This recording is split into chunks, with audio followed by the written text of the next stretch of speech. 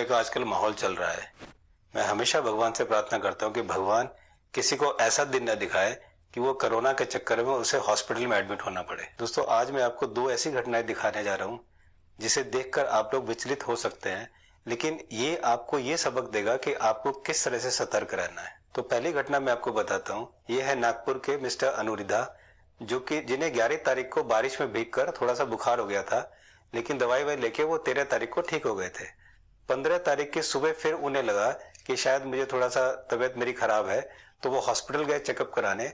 वहां पर उनको कोरोना के नाम पर एडमिट कर लिया जाता है, और जब वो उस गवर्नमेंट हॉस्पिटल में एडमिट हो जाते हैं तो 2 बजे के करीब उनका बेटा उन्हें खाना देने जाता है। लंच लेकर वो टिफिन, नारियल 3-4 नारियल एक हाथ में लेकर, एक हाथ में टिफिन लेकर जा रहे हैं। ये वीडियो में आप देख रहे हैं उन्हें जाते हुआ कि उस समय बिल्कुल ठीक थे, और वो टिफिन और नारियल लेके जाते हैं, खाना खा के अपने बेटे से बात करते हैं।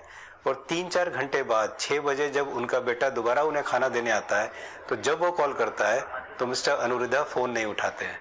जब वो उनका बेटा ऊपर जाता है हॉस्पिटल में, तो नर्स बताती है कि आपके फादर की डेथ हो गई। ये सुनकर वो बेटा हिल जाता है और फिर सारे रिलेटिव्स को बुलाता है फोन करके। उनके बेड के बराबर में जो पेशेंट थे, उन्होंने बताया कि एक नर्स आई थी और उन्होंने एक इंजेक्शन दिया।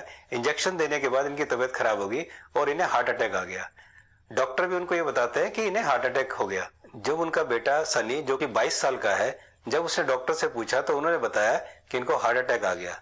सनी ने मुझे कॉल किया था और सनी से मैंने ऑनलाइन जुड़ने की कोशिश करी, लेकिन बारिश की वजह से नेटवर्क सही नहीं होने से मैं ऑनलाइन उससे जुड़ नहीं पाया। लेकिन दोस्तों, अभी ये सच्ची घटना अभी यहीं खत्म नहीं होती है, इससे आगे और भयानक है। ये होने के बाद फिर हॉस्पिटल ने उनसे बोला कि इनके पोस्टमार्टम होगा।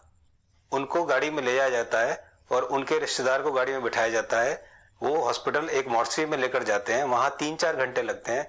3-4 घंटे बाद उस बॉडी को सील करके, ठीक से सील करके इन्हें दिया जाता है, और साथ में लेके जाया जाता है जहां पर हॉस्पिटल के भी कर्मचारी जाते हैं, और साथ में जाके वो उनका दाह संस्कार इलेक्ट्रिक क्रिमिनेशन में उनका हाथ के हाथ दाह संस्कार करके और मामला को खत्म कर देते हैं।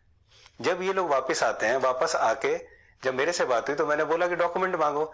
जब ये हॉस्पिटल में डॉक्यूमेंट मांगते हैं तो डॉक्यूमेंट के नाम पर इन्हें सिर्फ ये 2 पेपर पकड़ाए जाते हैं। पहला पेपर ये बर्थ एंड डेथ रजिस्ट्रेशन का है, और दूसरा जो है डेथ सर्टिफिकेट का है। इसके अलावा और कोई भी पेपर उन्हें नहीं दिया जाता है।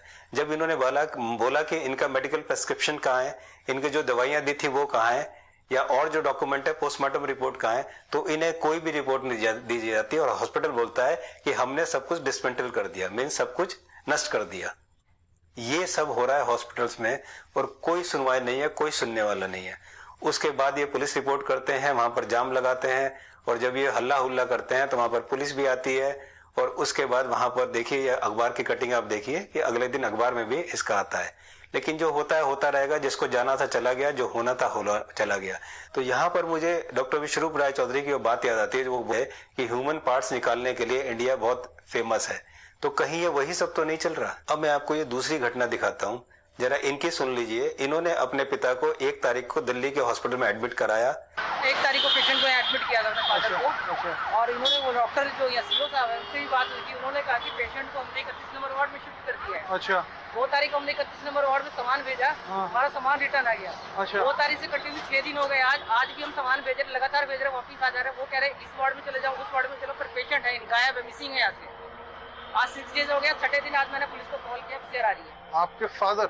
मेरे फादर। डॉक्टर बताने को तैयार नहीं है। सीओ साहब को बोला, सीओ साहब कह रहे हैं हमने 31 नंबर वार्ड में शिफ्ट कर दिया है। एमडी साहब को भी फोन किया, एमडी साहब भी कोई रिस्पांस नहीं कर रहे हैं यहाँ पर जो बैठे हैं। आप 6 दिन से सामान भेजना चाह रहे हो? 6 दिन से लगातार मैं कंटिन्यू आ रहा हूँ फादर से बात करने के लिए, कोई रिस्पांस नहीं मिल रहा। यही नहीं पता फादर है कहाँ हमारे, यही नहीं पता फादर हमारे है कहाँ, जिंदा है भी कि नहीं है। कुछ तो हमें रिस्पांस करो। 6 डेज हो 6 दिन से इनके फादर नहीं मिल रहे हैं। तब इन्होंने जाकर अंत में पुलिस रिपोर्ट कराई। ना डॉक्टर कुछ कहने को तैयार है, ना हॉस्पिटल कुछ कहने को तैयार है, ना हॉस्पिटल के एमडी कुछ कहने को तैयार है।